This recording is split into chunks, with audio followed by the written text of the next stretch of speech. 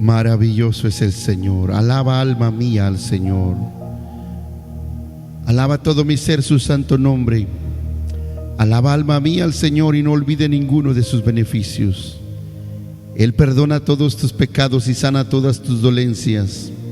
Él rescata tu vida del sepulcro y te cubre de amor y compasión.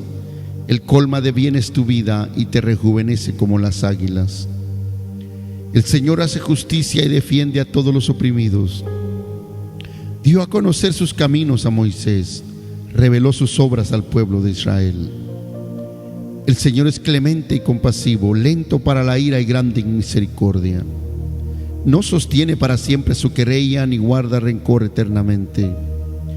No nos trata conforme a nuestros pecados, ni nos paga según nuestras maldades. Tan grande es su amor por los que le temen, como alto es el cielo sobre la tierra. Tan lejos de nosotros echó vuestras transgresiones, como lejos del oriente está el occidente. Tan compasivo es el Señor con los que le temen, como los que un padre lo es con sus hijos. Él conoce nuestra condición, sabe que somos polvo. El hombre es como la hierba, sus días florecen como la flor del campo. Sacudida por el viento desaparecen sin dejar rastro alguno. Pero el amor del Señor es eterno y siempre está con los que le temen. Su justicia está con los hijos de sus hijos, con los que cumplen su pacto y se acuerdan de sus preceptos para ponerlos por obra. El Señor ha establecido su trono en el cielo, su reinado domina sobre todos. Alaben al Señor, ustedes sus ángeles, paladines que ejecutan su palabra y obedecen su mandato. Alaben al Señor todos sus ejércitos, siervos suyos que cumplen su voluntad. Alaben al Señor todas sus obras en todos los ámbitos de su dominio. Alaba, alma mía, a Jehová. Este Salmo 103 habla de agradecer y alabar a Dios por su bondad. Si bien este salmo es para todos los creyentes, es particularmente relevante para los padres.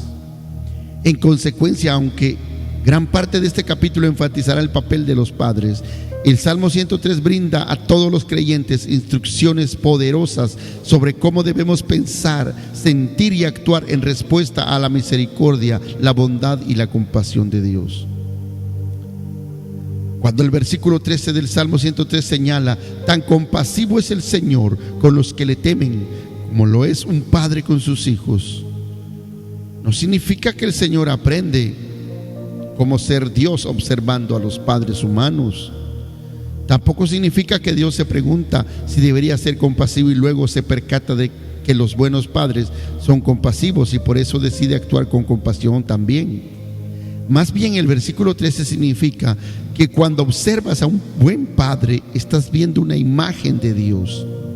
O para decirlo de otra manera, Dios diseñó la paternidad humana para hacer un retrato de sí mismo.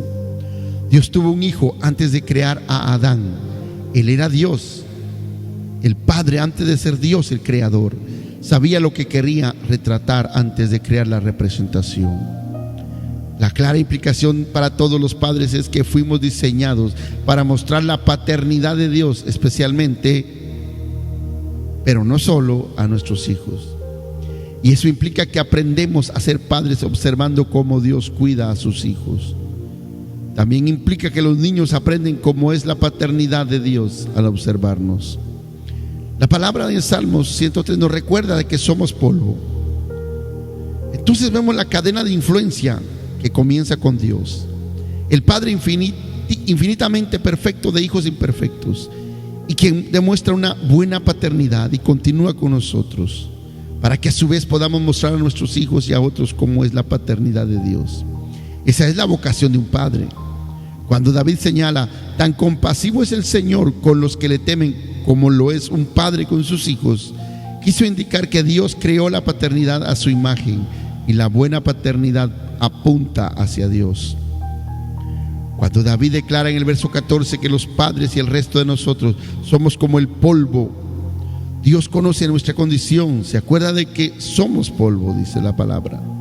Provocó que el salmista reflexionara en la brevedad de la vida humana y la infinita vida de Dios.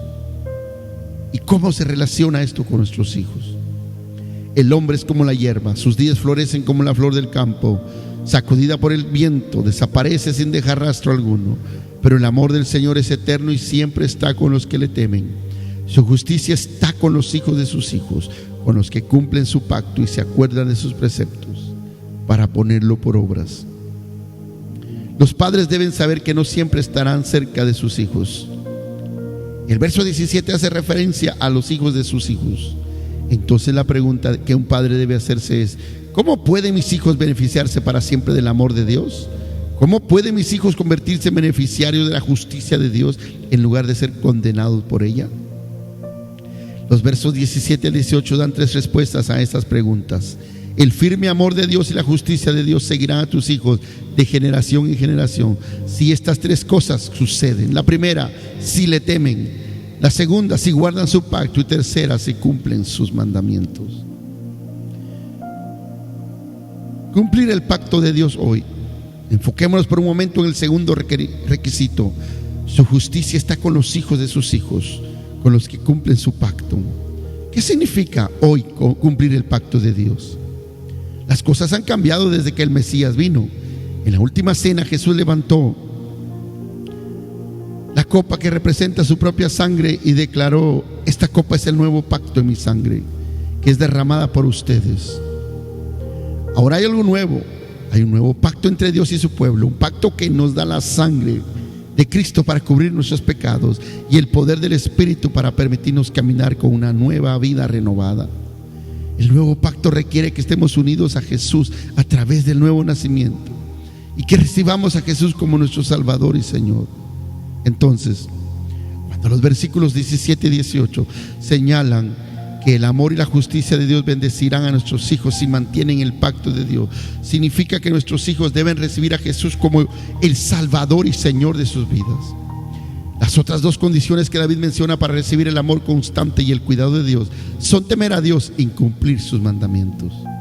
Temer a Dios, verso 17, pero el amor del Señor es eterno y siempre está con los que le temen. Para nosotros temer a Dios significa que Dios es tan poderoso, tan santo y tan asombroso que no nos atreveríamos a huir de Él, sino que correremos a Él por todo lo que promete ser para nosotros.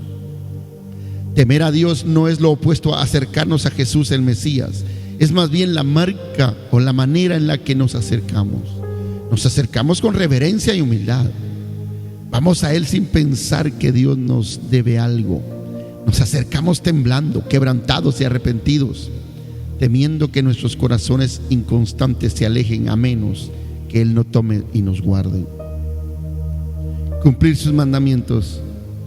La tercera condición que David menciona para que nuestros hijos experimenten la justicia de Dios para salvación y no para condenación, se encuentra en el verso 18: con los que le temen, se acuerdan de sus preceptos para ponerlo por obra. Esto significa que la fe es el Redentor. En el Redentor debe ser real, confiar realmente en Cristo, someternos realmente a su gobierno y atesorar realmente su valor. Estas cosas sin duda transforman nuestras vidas. Así que el requisito de obediencia en el versículo 18 simplemente pide que temamos a Dios y confiemos en Cristo de manera efectiva y fructífera. Solo la sangre y la justicia de Jesús nos brindan perdón y justificación.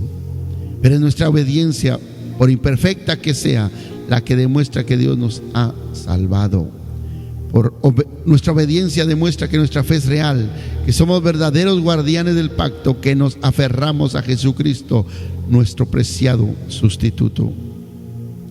Así que, padres, recuerden que somos como el polvo, somos como la hierba, florecemos como la flor del campo. El viento pasa sobre ella y desaparece sin dejar rastro. Después de nosotros vienen nuestros hijos, y después de vuestros hijos vendrán sus hijos. Y la pregunta para nosotros ahora es: ¿temerán a Dios? ¿Guardarán su pacto?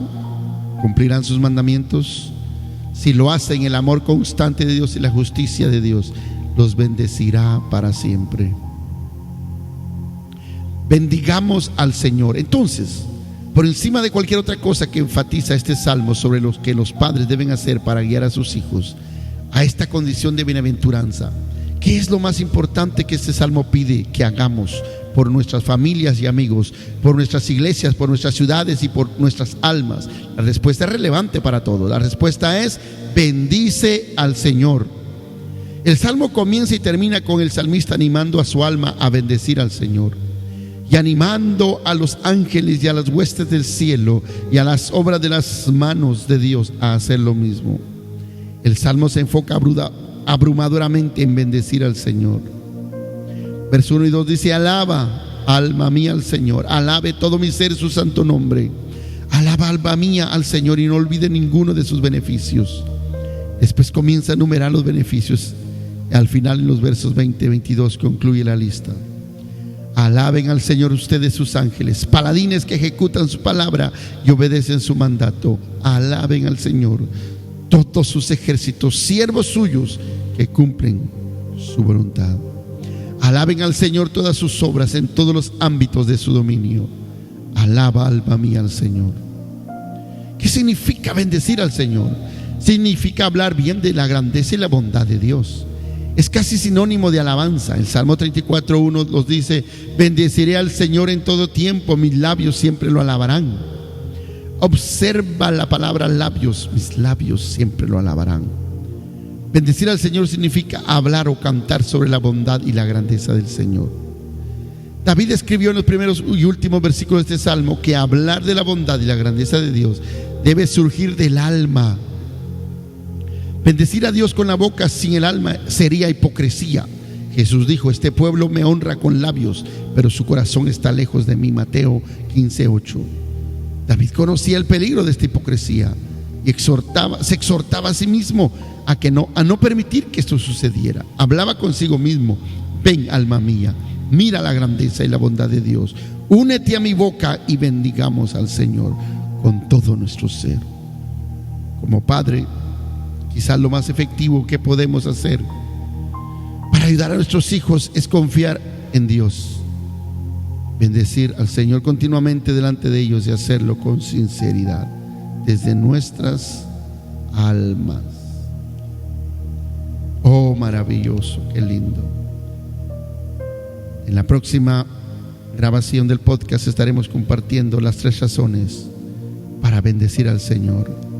Pero hoy, martes, puedes iniciar tu día diciéndole a tu alma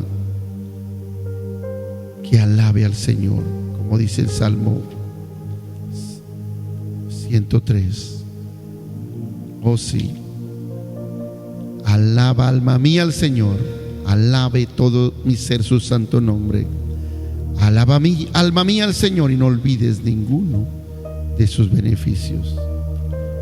Bendecido día y la paz de Dios contigo.